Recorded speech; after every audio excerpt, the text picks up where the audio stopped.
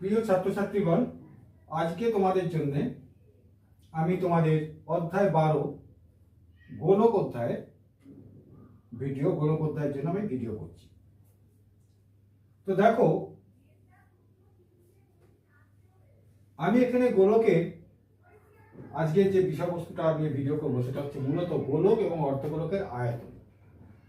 অর্থাৎ আজকে গোলকের সমগ্র তলের ক্ষেত্রফল এগুলো নিয়ে আজকে আলোচনা করবো। আজকে শুধু আয়তন এবং আয়তন সম্পর্কিত অঙ্ক নিয়ে আলোচনা করবো। দেখো, সাধারণত গোলক কাকে বলে তোমরা স্বভাবতই জানো। টেনিস বল দেখেছো, ফুটবল দেখেছো, সাইকেলের বল বিয়ারিং দেখেছো, স্কুলের খেলা শর্টপাট দেখেছো। এগুলো হচ্ছে সব গোলকের উদাহরণ। অর্থাৎ গোলক হচ্ছে একটা সম্পূর্ণ গোলাকার ঘনবস্তু।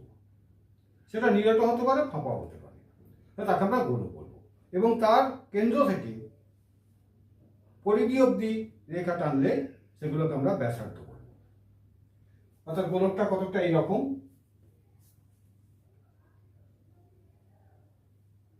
জিনিসটা হয়েছে। তো চলো, গোলকের আয়তন সম্পর্কে আমরা কি কি জানতে পারি। প্রথম কথা হচ্ছে এই তিনটে টার্মস আমাদের জানতে হবে। যে গোলকের ব্যাসার্ধ যদি আর হয় তাহলে এই তিনটে টার্মস আমাদের জানতে হবে: গোলকের আয়তন, অর্ধগোলকের আয়তন এবং ফাঁপা গোলকে পদার্থের পরিমাণ। দেখো, ব্যাসার্ধ যদি আর হয় তাহলে গোলকের আয়তন হচ্ছে 4/3 পাই আর কিউব ঘন একক। এগুলো তোমাদের মনে রাখতে হবে। 4/3 পাই আর কিউব আমি এক সাইডে লিখে রাখলাম। এটা হচ্ছে গোলকের আয়তন।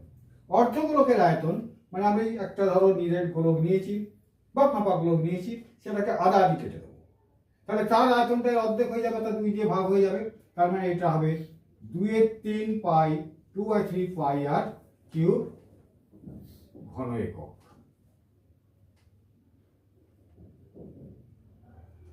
হলো। এবার ফাঁপা গোলকে পদার্থের পরিমাণ।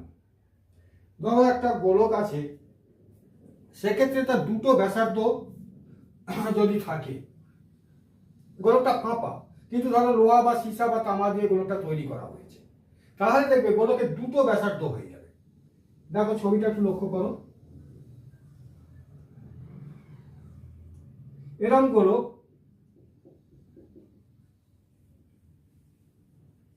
এই জায়গাগুলোয় লোহা বা সীসা আছে, কিন্তু ভেতরটা ফাঁপা। তাহলে দুটো ব্যাসার্ধ সেন্টার থেকে, এই একটা ব্যাসার্ধ, এই একটা ব্যাসার্ধ, এটাকে আমরা বলি বহির ব্যাসার্ধ,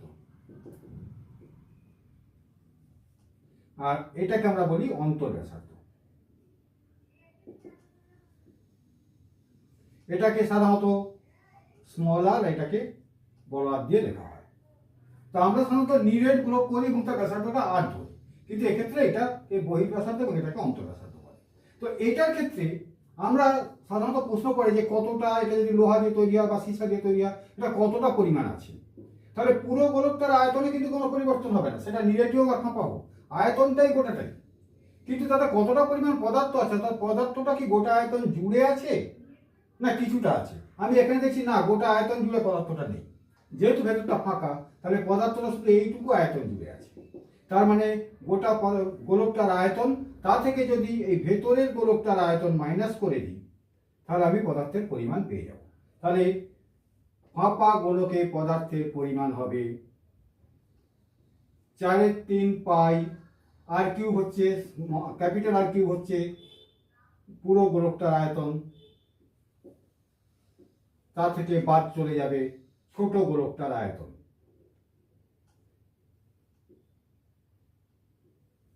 4/3 পাই আর কিউব, অর্থাৎ pi into capital R cube minus small R cube, এত ঘন একক। এটা হচ্ছে ওর ভেতর পদার্থের পরিমাণ। তো এই তিনটে আমাদের আয়তনের অঙ্কে কাজে লাগবে। এটা একটা মজার জিনিস। দেখো, গোলকের আয়তনের যাবতীয় অঙ্কে শুধু তোমার একটা অজানা রাশি কাজে লাগবে। সেই অজানা রাশিটা হচ্ছে দ্যাট ইজ আর, অর্থাৎ গোলকের ব্যাসার্ধ। অনেক সময় ব্যাস বলে দেওয়া থাকে, তাকে 2 দিয়ে ভাগ করে তোমরা ব্যাসার্ধ পেয়ে যাবে। তাহলে ক্লিয়ার হয়ে গেল, আমাদের দরকার গোলকের আয়তন 4/3 পাই আর কিউব, অর্ধগোলকের আয়তন 2/3 পাই আর কিউব এবং ফাঁপা গোলকে পদার্থের পরিমাণ 4/3 pi capital R cube minus R cube. Clear হয়ে গেল? চলো এবার কিছু অঙ্কে দেখা যাক। দেখো বোর্ডের অঙ্কটা বলছে 9 সেমি দৈর্ঘ্যের ব্যাসার্ধ বিশিষ্ট একটি অর্ধগোলাকার পাত্র সম্পূর্ণ জলে পূর্ণ আছে। অর্থাৎ একটা অর্ধগোলাকার পাত্র,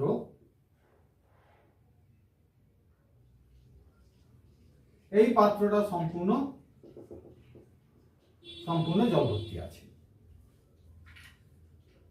এটার ব্যাসার্ধ বলে দিয়েছে 9 সেমি। এই জল 3 সেমি দৈর্ঘ্যের ব্যাস ও 4 সেমি উচ্চতা বিশিষ্ট চঙাকৃতি বোতলে, চঙাকৃতি ধরো বোতল, এর ব্যাস বলে দিয়েছে 3 সেমি। তার মানে ব্যাসার্ধ হচ্ছে 1.5 সেমি হচ্ছে এর আর। ক্লিয়ার? 3 সেমি ব্যাস বলে দিয়েছে, অর্থাৎ এর আর হচ্ছে 1.5 সেমি। হলো? উচ্চতা 4 সেমি, এই উচ্চতাটা ধরো এইচ, এটা হচ্ছে 4 সেমি। এই উচ্চতা বিশিষ্ট চঙাকৃতি বোতলে ভর্তি করে রাখতে হবে। তাহলে কতগুলি বোতল লাগবে? তাহলে দেখি কতগুলো জল আছে, তবে এতে জল কত আছে আর এতে জল কত ধরবে, ভাগ দিয়ে দিলে হয়ে যাবে। অর্থাৎ শর্তানুসারে কি হবে তাহলে? আমি লিখতে পারি শর্তানুসারে, অত ডিটেলস আর লিখছি না, তোমরা লিখবে পরীক্ষা হলে, তোমরা খালি অঙ্কটা বুঝে নাও। শর্তানুসারে হচ্ছে অর্ধগোলাকৃতি পাত্রের আয়তন হচ্ছে 2/3 পাই আর কিউব, আর হচ্ছে এখানে 9। এই জলটা আছে 2/3 পাই আর কিউব, এই জলটা আছে। এই জলটা যে চঙে ভর্তি করছি সেই চঙটার আয়তন হচ্ছে পাই আর স্কোয়ার এইচ। আমরা চঙের আয়তন জানি, আগের ভিডিও পড়িয়েছি তোমাদের। পাই আর স্কোয়ার, এখানে আর হচ্ছে ব্যাস বলে দিয়েছে, ব্যাস, এটা হচ্ছে ব্যাস 3 সেমি। তাহলে হচ্ছে ব্যাসার্ধ 1.5 সেমি, 2 দিয়ে ভাগ দিলে তাহলে 1.5 মানে 15/10 ইন্টু 15/10, তাহলে 15/10 ইন্টু 15/10, এটা হচ্ছে আর স্কোয়ার ইন্টু এইচ বলে দিয়েছে 4 সেমি। তাহলে এই ভাগফলটাই হবে বোতলের সংখ্যা। এতটা জল আছে, একটা বোতলে এত ধরে, তাহলে কত বোতল ধরে? তাহলে এটা করে ফেলি। এটা হচ্ছে 2 পাই পাই চলে গেল, 2 into 9 into 9 into 9 into 10 into 10। আমি এইরকম ভাগের ক্ষেত্রে বলেছি উপরের সঙ্গে ভগ্নাংশের নিচেরটা গুণ হয়ে যাবে, নিচের গুলো গুণ হবে, আর এর নিচে এবং এর ওপরে এরা নিচে থাকবে। তার মানে এর নিচে আছে 3 ইন্টু এদের ওপরে আছে 15 ইন্টু 15 ইন্টু 4। এবার এটা কাটাকুটি করো, সমান দেখো 3 3 3 5 15, 3 3 9, 3 5 15, 3 3 9, 5 দুগুণে 10, 5 দুগুণে 10, 2 2 2 2, 3 দুগুণে 6, 3 4 18, 3 8 54, অর্থাৎ 54টি বোতল লাগবে। 54টি চঙাকৃতি বোতল লাগবে ওই জলটাকে ভর্তি করতে। That is answer.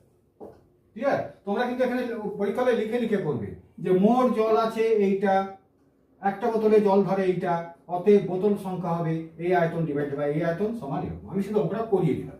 কেমন? চলো পরের অঙ্কে। দেখো বোর্ডে এই অঙ্কটা আছে, অত্যন্ত সহজ অঙ্ক। আয়তনের সব অঙ্ক বলেই অত্যন্ত সহজ, এবং এগুলো কিন্তু তোমাদের মাধ্যমিকে পড়ে। দেখো বলছে 3 4 ও 5 সেমি ব্যাসার্ধ বিশিষ্ট 3টে নিরেট তামার গোলক গলিয়ে একটা নিরেট বড় গোলক তৈরি করো। অর্থাৎ 3টে গোলক আছে নিরেট, তাদের ব্যাসার্ধ বলে দিয়েছে, সেগুলোকে গলিয়ে ফেলবো। তাহলে 3টে গোলক গলিয়ে একটা নির্দিষ্ট পরিমাণ পদার্থ পাবো। তো কত পদার্থ পাবো? 3টে গোলক গলিয়ে আমি পদার্থ পাবো। আমি লিখবো 3টে গোলক গলিয়ে পদার্থ পাই বলে লিখবো কি, আমি আর অত লিখছি না, এগুলো তোমরা লিখে নেবে। তো আচ্ছা আমি একটা অঙ্ক লিখে দিচ্ছি তোমাদের এরকম, 3টে গোলক গলিয়ে পদার্থ পাই কত না 4/3 পাই আর কিউব, আর কিউব, আর কিউব, 4/3 পাই, আর কিউব 3 4/3 পাই কমন নিয়ে নিলে 3 cube plus 4 cube plus 5 cube, অর্থাৎ 4/3 পাই একবার এই কিউবটা আবার 4 3 পাই, এই কিউবটা আবার 4 3 পাই, এই কিউবটা তিনটে যোগ করে 4 3 পাই কমন নিলে এইটা আমি পদার্থ পাচ্ছি। এটা নিয়ে একটা বড় গোলক তৈরি করেছি, ধরি তার ব্যাসার্ধ হবে r, তাহলে পাই 4 3 পাই r কিউব, এখানে লিখে দেবে। ধরি বড় গোলকটির ব্যাসার্ধ হইবে r, তাহলে এইটা পাই, এইটা হচ্ছে বড় গোলকের ব্যাসার্ধের সমান, মানে এটাকে তাহলে এইখানে লেখা যাবে না, এইটা তুমি লিখেছো ব্যাসার্ধ পাই, এইখানে লিখবে বড় গোলকের ব্যাসার্ধ আর হইলে বড় গোলকের আয়তন হইবে কত না 4 3 পাই আর কিউব, এইটা আয়তন হবে।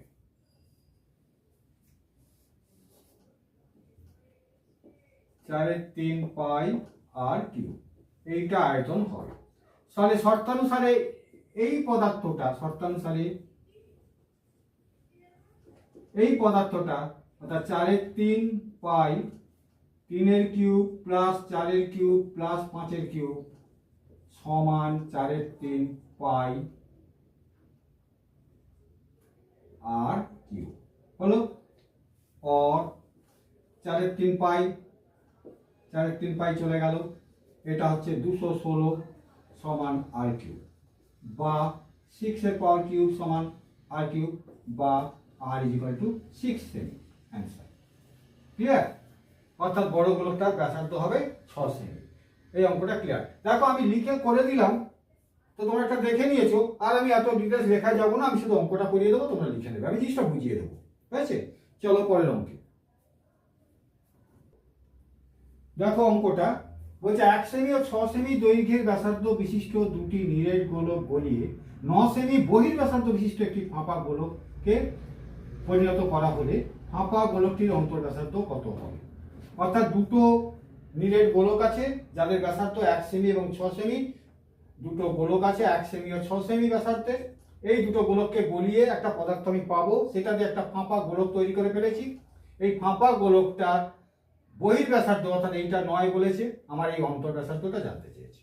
তাহলে দেখো আমি আগে দেখে নিই ফাঁপা গোলক, এই নিরেট গোলক দুটো গলিয়ে কি পরিমাণ পদার্থ পাবো না তাদের আয়তন, অর্থাৎ 4 3 পাই 1 কিউব প্লাস 4 3 পাই 6 কিউব, তাহলে একবারে করে নিই 4 3 পাই 1 কিউব প্লাস 6 কিউব, এই পরিমাণ পদার্থটা আমি পাবো।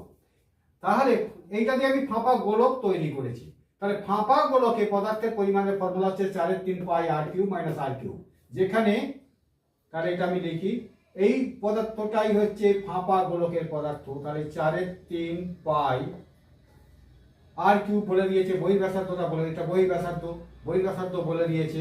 তাহলে এখানে আমি তোমাদের বলেছিলাম লিখে দিই, আর হচ্ছে বহির ব্যাসার্ধ, আর স্মল একটা হচ্ছে অন্তর ব্যাসার্ধ। হয়েছে? তাহলে বহির ব্যাসার্ধ হচ্ছে আর, তাহলে এখানে আর হচ্ছে 9 বলে দিয়েছে, অন্তর ব্যাসার্ধটা আমাকে বলে দেয়নি, আমি ধরে নিলাম আর কিউব। এখানে আমি লিখে নেব, ধরি ফাঁপা গোলকটির অন্তর ব্যাসার্ধ আর হলো। তাহলে এইটা এখান থেকে আমি আর এর মানটা বার করব। দেখো और 4 3 পাই চলে গেল, তাহলে 1 কিউব আর 6 কিউব 217 ইকুয়াল টু, সরি এটা 9 কিউব হবে, 9 কিউব মানে হচ্ছে 729 মাইনাস আর কিউব, বা আর ইকুয়াল টু 729 মাইনাস 217 সমান 512, और r cube equal to 8 cube, और r ইকুয়াল টু 8 সেমি। তাহলে ফাঁপা গোলকটির ব্যাসার্ধ হচ্ছে 8 সেমি। এই দুটো পদার্থ একই, দুটো পদার্থ সমান করে নিলাম, নিয়ে আর এর মানটা শুধু বার করে নিলাম, এটা 8 সেমি। চলো পরের অঙ্কে। দেখো অঙ্কটা বলছে 12 সেমি ব্যাস বিশিষ্ট একটি নিরেট সিসার গোলক গলিয়ে 3টি ছোট ছোট নিরেট গোল সিসার গোলক তৈরি করা হয়েছে। অর্থাৎ একটা বড় গোলক তাকে গলিয়ে তিনটে ছোট ছোট গোলক তৈরি করা হয়েছে, ছোট ছোট গোলক তৈরি করা হয়েছে। এই বড় গোলকটা গলি। ছোট গোলকগুলির ব্যাসের অনুপাত বলেছে 3:4:5। তাহলে ছোট গোলকগুলির ব্যাসার্ধের অনুপাত কত? ব্যাসার্ধের অনুপাত সবগুলোর হাফ, 3/2:4/2:5/2 হচ্ছে ব্যাসার্ধের অনুপাত। তাহলে ব্যাসার্ধের অনুপাত দেখো 2 দিয়ে গুণ করে দিই, 3:4:5, অর্থাৎ এইটা তাদের ব্যাসার্ধের অনুপাত। আচ্ছা, কোনো জিনিসের অনুপাত জানা থাকলে সেই জিনিসটা সমান আমরা কি লিখতে পারি? আমি আমার আগের ভিডিও বলেছি যে কোনো জিনিসের অনুপাত বলে দেওয়া থাকলে সেই জিনিসটা সমান আমি কি লিখতে পারি? তার মানে এখানে ব্যাসার্ধ ছোট, এর ব্যাসার্ধগুলি হইবে ছোট গোলকগুলির ব্যাসার্ধগুলি হইবে 3x, 4x এবং 5x। তাহলে আমার ছোট গোলকগুলির ব্যাসার্ধ পেয়ে গেলাম 3x, 4x, 5x, এটা হবে অ্যান্সার। কিন্তু আমার এখানে x এর মান জানা নেই, x এর মানটা বার করতে হবে। বার করলে আমি জেনে যাব ব্যাসার্ধগুলি কত, এবং সেটাই জানতে চেয়েছি। তাহলে দেখা যাক 12 সেমি ব্যাস বিশিষ্ট নিরেট সীসার গোলকটাকে গলিয়ে এগুলো তৈরি করা হয়েছে। তাহলে 12 সেমি ব্যাসে পদার্থ ছিল কত না 4/3 পাই। 12 সেমি ব্যাস মানে 6 সেমি ব্যাসার্ধ, তাহলে 6 এর কিউব এইটা ছিল। তিনটে যে গোলক তৈরি করা হয়েছে, তিনটে গোলক তো ওই পদার্থটা নিয়ে করা হয়েছে, সীসাগুলো নিয়ে। তাহলে তিনটে গোলকের শর্তানুসারে তিনটে গোলকে কি লেগেছে না 4/3 পাই 3 এর কিউব প্লাস 4 এর কিউব প্লাস 5 এর কিউব ইন্টু এক্স কিউব। অর্থাৎ তিনটে গোলকে এই পদার্থটা লেগেছে, যেটা বড় গোলকের পদার্থ। তাহলে এখান থেকে 4/3 চলে গেল, পাই চলে গেল। তাহলে এটা হবে 6 এর কিউব এক্স কিউব। 6 এর কিউব और 6 এর কিউব ইজিক্যাল টু এটা 216 মানে 6 এর কিউব এক্স কিউব বা এক্স কিউব ইজিক্যাল টু 6 এর কিউব বাই 6 এর কিউব সমান 1। তাহলে এক্স কিউব ইজিক্যাল টু 1 और x ইজিক্যাল টু 1। তাহলে x ইজিক্যাল টু 1 বেরিয়ে গেল। তার মানে ব্যাসার্ধগুলো হবে কি? ছোট গোলকগুলির ব্যাসার্ধগুলি হইবে 3x মানে 3, 4x মানে 4 এবং 5x মানে 5 সেমি। 3, 4 ও 5 সেমি। তাহলে উত্তর হবে 3। ছোট গোলকগুলির ব্যাসার্ধগুলি হইবে ছোট গোলকগুলির ব্যাসার্ধগুলি হইবে ছোট গোলকগুলির ব্যাসার্ধগুলি হইবে 3, 4 ও 5 সেমি। দেখো একটা জিনিস তোমাদের, আমি ধরে নিচ্ছি তোমরা এগুলো বুঝতে পারছো। অঙ্কগুলো যদি বুঝতে পারো তাহলে তোমরা তোমাদের মতো করে লিখে নেবে। কেমন? আমি আর ডিটেলস লিখে, প্রথম কথা বোর্ডটা ছোট, আর লিখে করাতে গেলে অনেকটা সময় চলে যাবে, তাহলে এতগুলো অঙ্ক করানো যাবে না। কিন্তু আমি তোমাদের জন্য যেসব অঙ্কগুলো বেছে নিয়েছি সেই অঙ্কগুলো করলে ওই চ্যাপ্টারে যে কোনো অঙ্ক তোমরা করতে পারবে। এবং আমি যখন আমার সাজেশানে বা আমি যখন কিছু প্রশ্নোত্তর করাবো, দেখবে তোমরা প্রায় 90% অঙ্ক নিজেরা করতে পারছো। 10% অঙ্ক হয়তো আর একটু অসুবিধা হবে, তখন আমি তার টেকনিক শিখিয়ে দেবো। কেমন? চলো পরের অঙ্কে দেখো। এই অঙ্কটাই আজকের ভিডিও শেষ অঙ্ক, এবং আয়তন সম্পর্কে যাবতীয় আইডিয়া পরিষ্কার হয়ে যাবে এই অঙ্কটা করার সঙ্গে সঙ্গে। কেমন? বলছে 7 সেমি ব্যাসার্ধ বিশিষ্ট একটি গোলককে, একটা গোলক আছে তার ব্যাসার্ধ 7 সেমি, ভালো কথা। তো সেই গোলককে 14 সেমি ব্যাসার্ধ বিশিষ্ট একটি জলপূর্ণ লম্ববৃত্তাকার চঙের মধ্যে সম্পূর্ণ নিমজ্জিত করা হয়েছে। অর্থাৎ একটা চং আছে,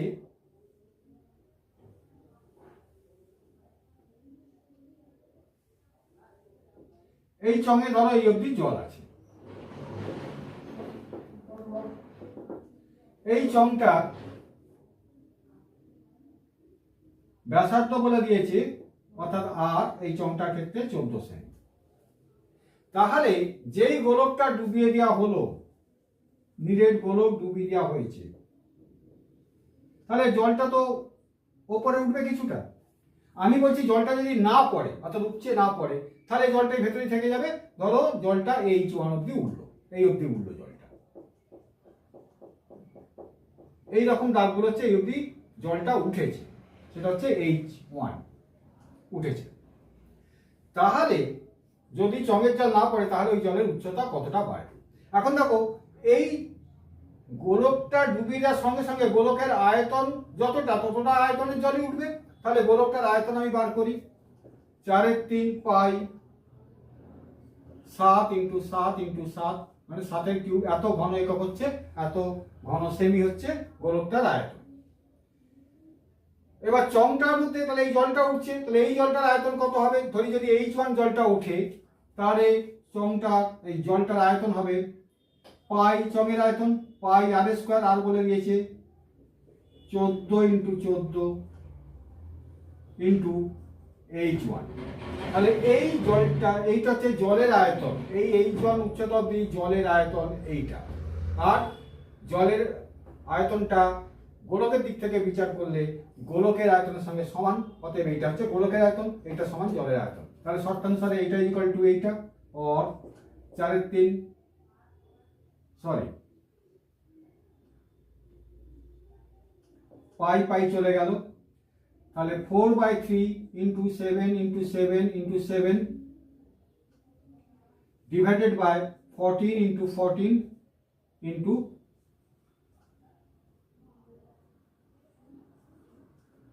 H1, এইটা ডিভাইড এটা ইকুয়াল টু H1